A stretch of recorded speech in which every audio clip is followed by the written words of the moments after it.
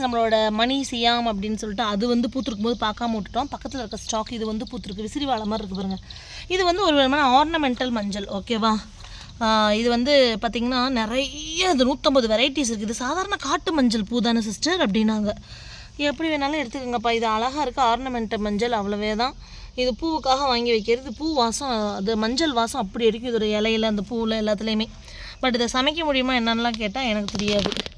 இது அழகுக்காக வாங்கி வைக்கிறதுன்னு வச்சேன். ரொம்ப அழகாக இருக்குது, சூப்பராக பூத்துக்கிட்டு இருக்குது. எனக்கு ரொம்ப பிடிச்சிருக்கு. இந்த ஸ்டாக் ரொம்ப நீளமாக நிறைய நம்மக்கிட்ட இருந்ததுன்னா கட் பண்ணி ஃப்ளவர் வேஸில் வச்சோன்னா அதோட சூப்பராக இருக்கும். ஓகே, அதுதான் இது. ஓகே, மணி சியாம், பன்ராய் ரெட், அது இதுன்னு இருக்குது, நிறைய பேர் இருக்குது. அப்புறம் இங்கே ரோஸ் இருக்குது பாருங்கள். இந்த ரோஸ் தோட்டத்துக்குள்ளே இன்னொன்று வச்சேன். இது இங்கே பாருங்கள், இதுவும் கிட்டத்தட்ட அதே மாதிரி எப்படி அழகாக பூத்துருக்குதுன்னு சொல்லிட்டு. சேலுக்கு இருக்கான்னு கேட்டால் கிடையாது. இந்த ரோஸை பற்றின அப்டேட் நான் சொல்லிக்கிறேன். ஆக்சுவலி இந்த ரோஸ் உங்கள் எல்லாருக்குமே தெரியும், நான் வந்து கேபிஎஸ் நர்சரியில் வந்து வாங்கினேன். ஓகேவா, கேபிஎஸ் நர்சரியில் வாங்கினேன்.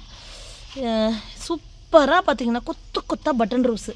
இதில் என்னென்னா துளுத்துக்கிட்டு வருது. ரோஸுக்கு இது பண்ணால் அப்படி அழகாக பூக்கும் சிஸ்டர், இது சிஸ்டர், அது சிஸ்டர், நிறைய இதெல்லாம் போடுவோம்ல, அந்த மாதிரி வகையில் இதுக்கு என்னென்னு பார்த்தீங்கன்னா தொடர்ந்து மழையெல்லாம் பார்த்திங்கன்னா இது இந்த மாதிரி பூத்துருக்கு. இதுதான் நான் உணர்ந்த வகையில் நான் பார்த்ததுப்பா. மற்றபடி எனக்கு இதில் ரொம்ப எக்ஸ்பர்ட்லாம் கிடையாது. ரோஸ் எல்லாம் அடினியம் மற்றும் ரெயின்லியில் கேளுங்க, நம்ம எக்ஸ்பீரியன்ஸை சொல்லலாம். இது இந்த வருஷம் தான் நம்மளோட கொஞ்சம் கலெக்ஷனில் வச்சு இது பண்ணதில் கொத்து பட்டனாக அப்படியே பூத்துருக்காங்க. அதில் துளுத்துக்கிட்டு வராங்க பாருங்கள், வேறு லெவல். நிறைய பேர் தரையில் வச்சு அந்த ரோஸோட அப்டேட் இதுதான் அப்டேட். அப்புறம் இந்த கொடி ரோஸ் பார்த்திங்கன்னா கண்ணப்பண்ணு அங்கங்கன்னு போய்கிட்டு இருக்குது, அது ஒரு பக்கம். ஓகே, அடுத்து இந்த வெரைட்டி, இதில் என்ன வெரைட்டின்னு எனக்கு தெரியல.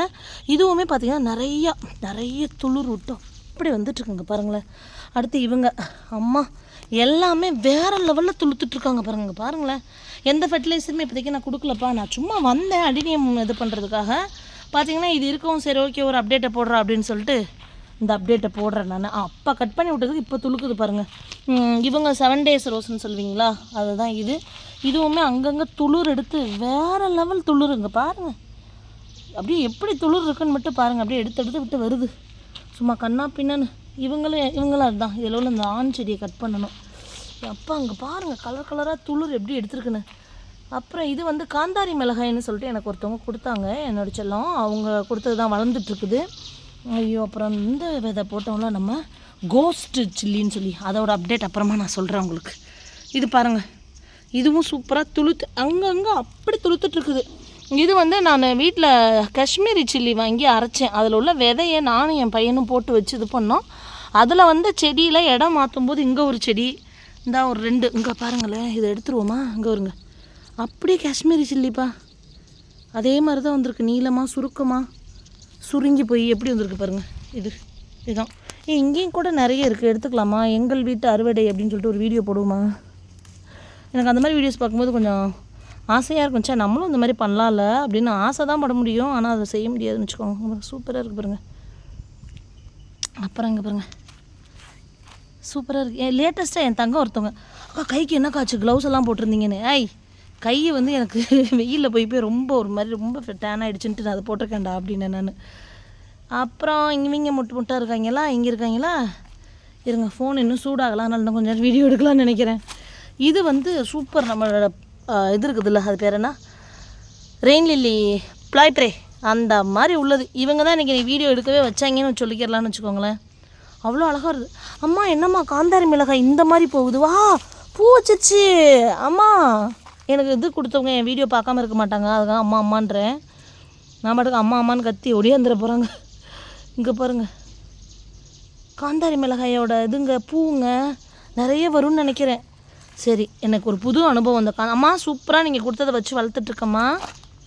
நம்மளோட சம்மர் ஸ்னோ பாருங்கள், பியூட்டிஃபுல் சம்மர் ஸ்னோ எல்லாமே பிலோ 500க்கு நம்ம சேலுக்கு வந்து அடினியம் பியூட்டிஃபுல்லாக கொடுத்ததை நிறைய பேர் புக் பண்ணிங்க.